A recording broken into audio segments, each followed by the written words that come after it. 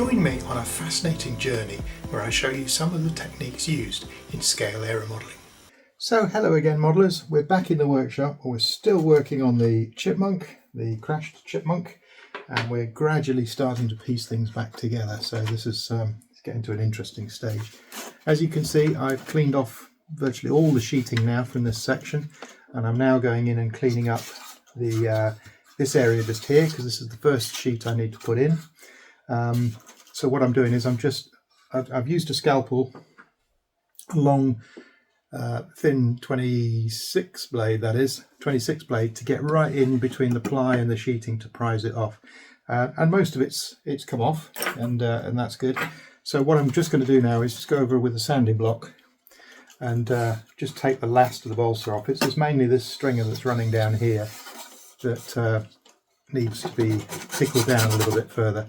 So I'm not going to annoy you with sanding noises while I'm shooting the video. So that's what I'm going to do is sand all this lot down. Okay, so as soon as that's done, we'll get on to some adding of sheeting.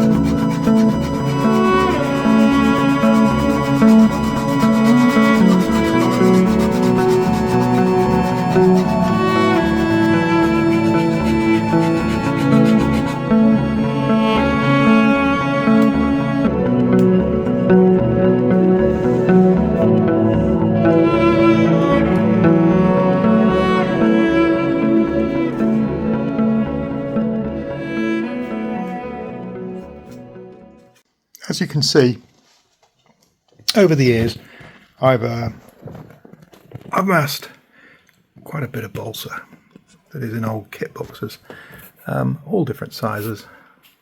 Some of it 1 metre, as you can see there, I've got 1 metre and 36 inch, all different sort of weights and qualities.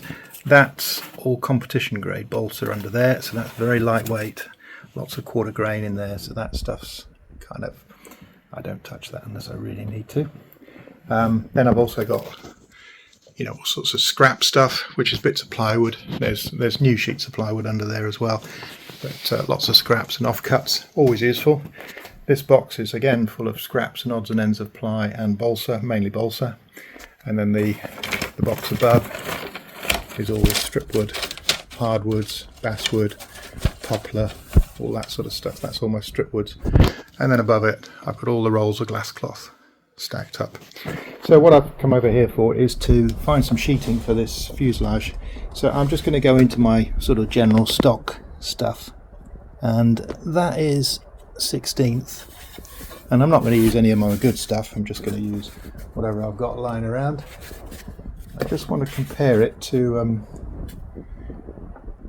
the sheeting that is already on the model, and it is actually 16th, which is kind of what I was hoping, because the wing fairing is going to be a little bit of a challenge to bend, so a sheet of 16th would be great. So I'll just find a couple of pretty ropey 16th sheets, and they should do us to get on with. There's a part sheet of 3/16. All the part sheets go into one box so that I don't touch any of that. What's that up there? That's an odd one. That's 1mm. Don't know where that's come from. Anyway, we'll grab these 2 sheets of 1/16, and they're what we're going to use for this bit here.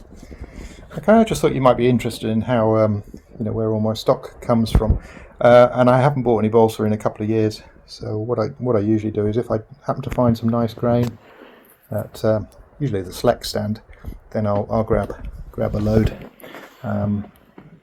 Select are very good, and if you tell them what you want and what you're looking for, they'll usually select the wood for me if need be. Barry is particularly useful at that. He's very, very handy to know. So so that's where all of this has come from. It's just been stockpiled. It's very expensive now, isn't it? Glad I'm not having to buy any just for a while. Anyway, let's cut these pieces up and get on with some sheeting. So this is quite a commemorative part, because we're actually going to be adding some more sheeting, starting to put the sheeting back. I know we've added some ply bits and what have you and repaired those, but this is actually starting to sheet this centre section, and we're really starting to get back to where we want to be.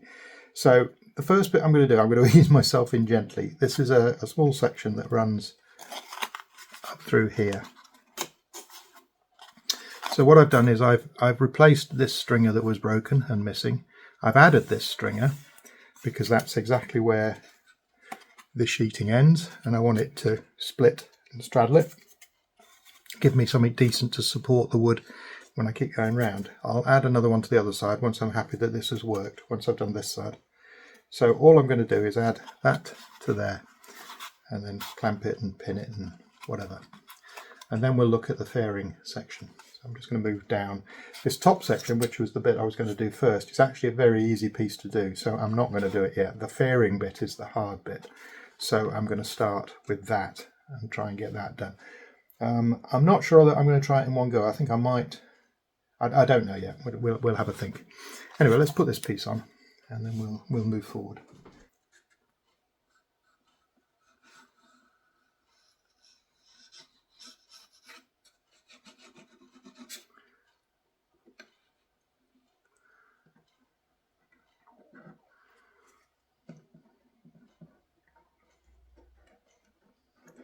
As this is light ply, we're probably not going to be able to put pins in it. Don't know, we might be able to, but even my really sharp, fine pins might struggle with this. But we'll give it a go.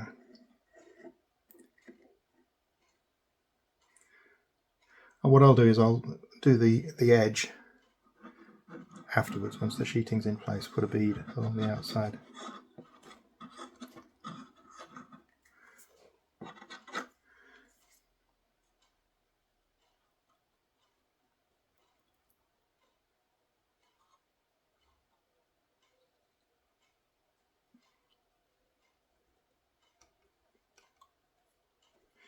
That should do us. I think that's all the areas that we wanted to get done.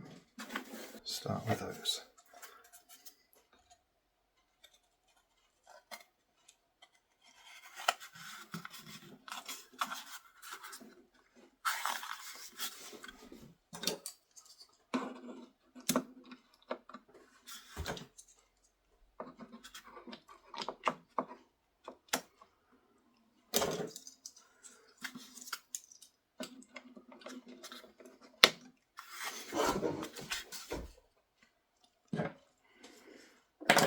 The small ones will do this.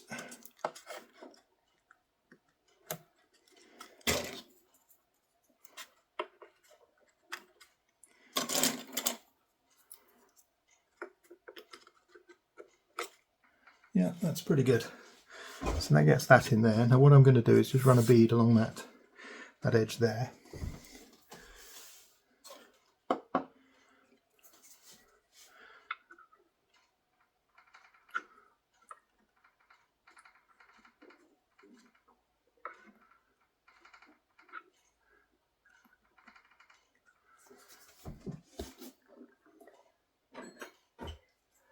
And I'm going to use a piece of wood just to feather it in.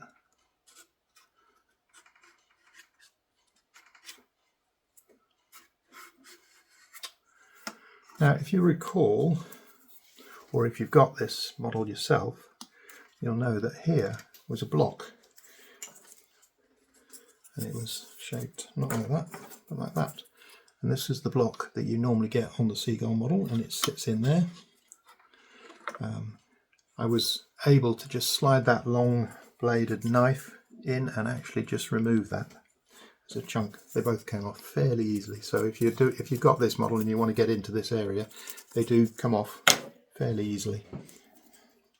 So that means you can then put this sheeting back. You see those blocks actually sit on top of the sheeting, so you have to get them off to get this sheeting back in. So we'll let that set, it won't take long, and then we'll start, well, I'll actually start cutting pieces for this section here. I think what I might do first of all is just maybe cut a piece of card or something just to see if I can get an idea of the shape, and as to whether or not it will actually work in a sheet of balsa. I mean, they've done it with a sheet of balsa, so presumably I can.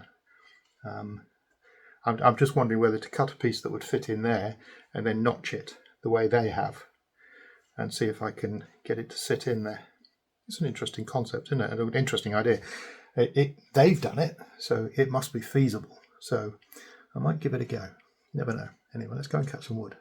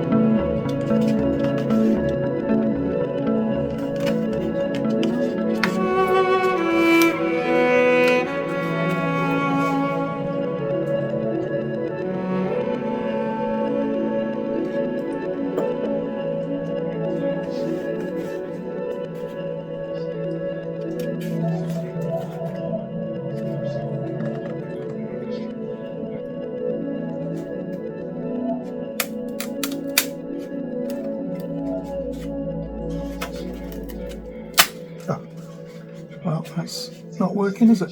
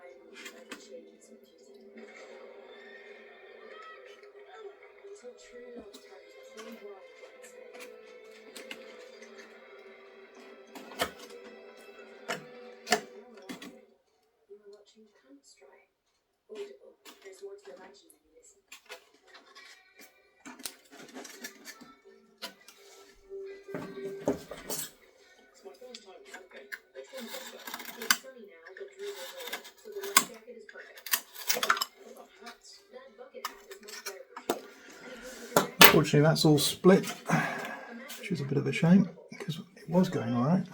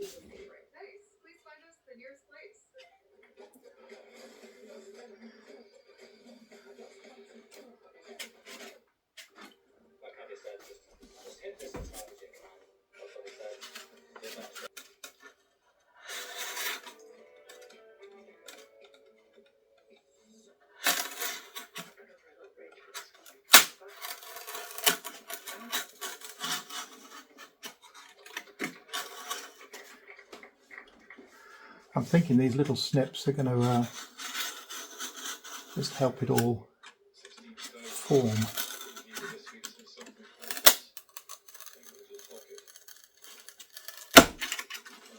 That's the plan.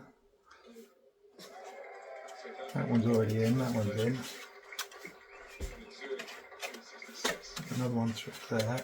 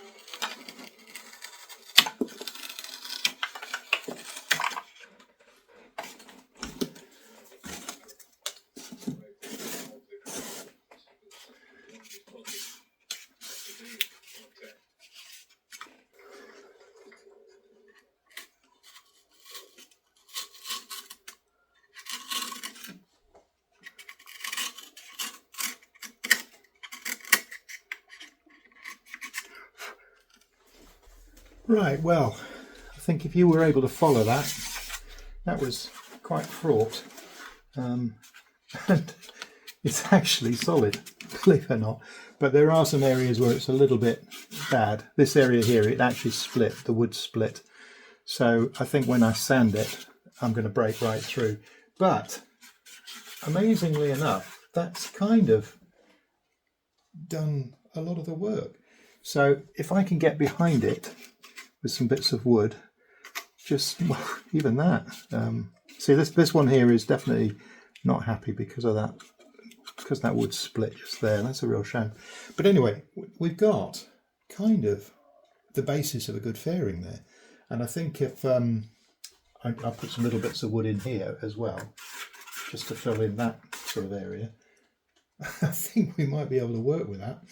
But so very clever way of doing it. So as you saw, I have joined it along the bottom, and then I pushed it into the gap, and then I cut lines down. I think probably on the other side, maybe I make it a slightly narrower piece, but there again, you know, you live and learn. The other side might be easier. I could also have tried wetting the wood.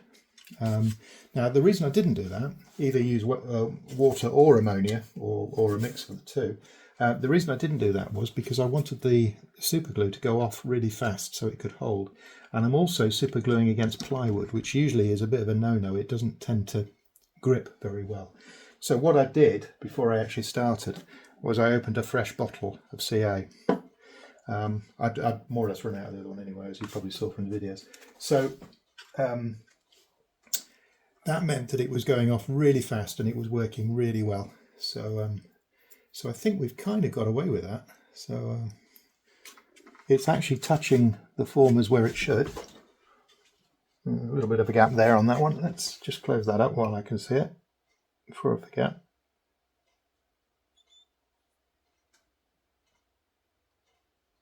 But it's touched all the formers right where it should do. The only area that has let me down a little bit is where it's split, like this one. Well, not split, but where it's the gap has meant that there's no former underneath for the wood to touch.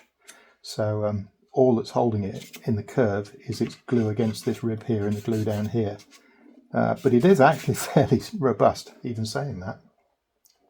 So a splodge of filler in there in each of these, or even just a sliver of wood, will give us some material there. And then when we sand it, we'll actually get it fairly close, I think.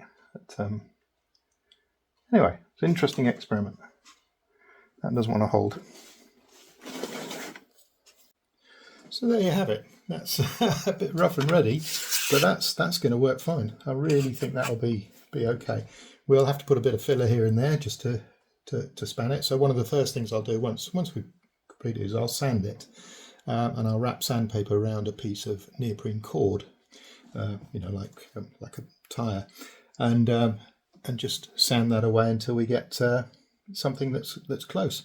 So that's pretty cool. If it does get a bit thin, especially in this area here, I might be able to put just a bit of balsa behind there just to pack it out, so that when I sand through, I don't sand right through.